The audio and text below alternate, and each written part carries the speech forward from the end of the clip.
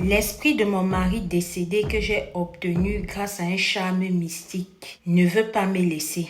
S'il vous plaît, j'ai besoin de votre aide parce que ce que j'ai touché, ce dont j'ai fait jusqu'à où je suis allée pour pouvoir amener mon patron à être amoureux de moi et m'épouser me cale au cou aujourd'hui. Voici mon histoire.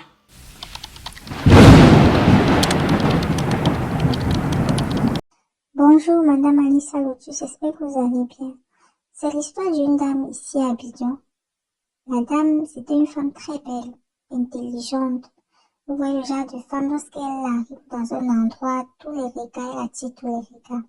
Donc la dame, elle a trouvé un travail dans une entreprise de la place ici, une très grande entreprise. Et quand elle a commencé une chose en entraînant une autre, elle est tombée amoureuse de son chef. Donc, c'est-à-dire qu'elle était tellement obsédée par le monsieur, elle voulait à tout prix avoir une relation avec le monsieur. Mais le monsieur, lui, il la calculait pas. Elle a tout fait. Vous voyez, déjà, lorsqu'il y a même réunion, elle va, pour rencontrer le monsieur, elle va se mettre en forme, donc, de manière provocatrice, tout. Mais le monsieur, lui, il n'a pas calculé. Donc, ça a énervé la dame.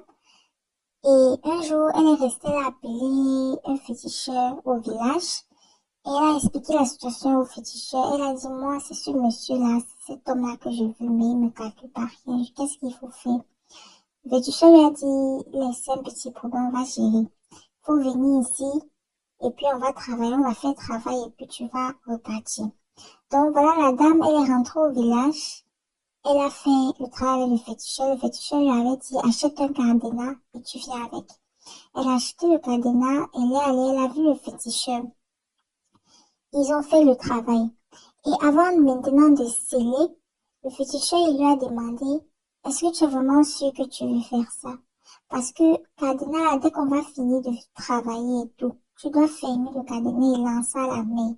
Et comme tu as vu la mer là, lorsque tu vas lancer dedans, il y aura plus moyen d'aller récupérer le cadenas. Donc, ce qui veut dire que si c'est que tu acceptes là, c'est jusqu'à la fin de ta vie, donc pour toujours. Elle a dit, il n'y a pas de problème. De toute façon, j'aime le monsieur là, ce n'est que lui que je veux. Le féticheur a donc dit, ok, donc ils ont fait des incantations, il a parlé, et puis il lui a demandé de fermer le cabinet, et la dame, elle a donc fermé.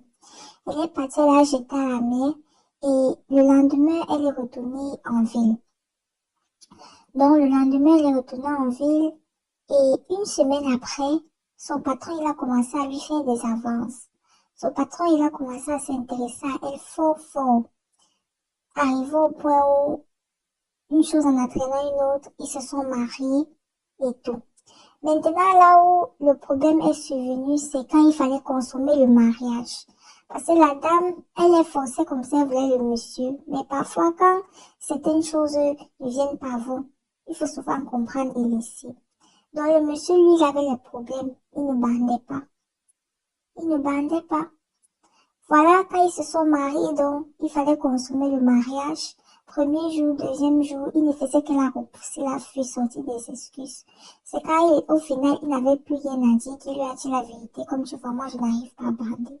Donc, allez voir. Peut-être c'était pour ça, le monsieur, malgré la beauté de la dame, il ne s'est pas intéressé à elle. Mais elle a forcé. Donc voilà, quand elle apprend comme ça lui fait un choc.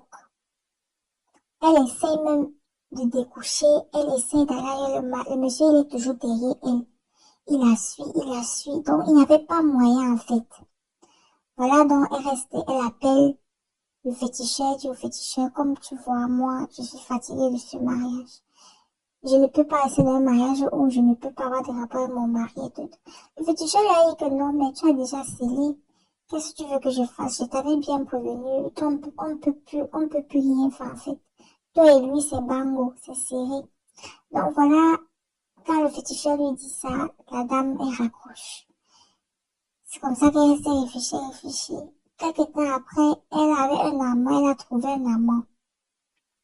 Et avec son amant, ils se sont retrouvés à l'hôtel pour faire, bref, vous voyez un peu. Maintenant, lorsqu'il était en train de passer à l'acte, il y a son mari qui l'a suivi, mais elle ne savait pas. Donc, quand son mari l'a suivi, il arrive à l'hôtel, il les trouve en action. Il est choqué, il veut parler, Et puis la réaction de la dame, c'est qu'elle a commencé à crier au bandit, au secours, au bandit. Et quand elle crie comme ça, donc les gens sont arrivés sur les lieux. Vous connaissez la population. Quand ils arrivent, ils entendent au bandit, ils ne veulent pas comprendre. Ils ne donnent même pas de temps d'expliquer. C'est comme ça qu'ils ont commencé à tabasser le monsieur. Ils n'ont même pas voulu comprendre si c'est un homme responsable ou bien rien. Tabasser le monsieur jusqu'à le monsieur a perdu sa vie. Et maintenant, la fille, lorsqu'elle s'est rendue compte de cela, elle a fui parce qu'elle savait que c'est elle qui est fautive. Elle est en train de tromper le monsieur, lui, il est venu, il les a suppliés, il a crié au bas. Donc, quand elle a vu ça, la dame, elle a fui.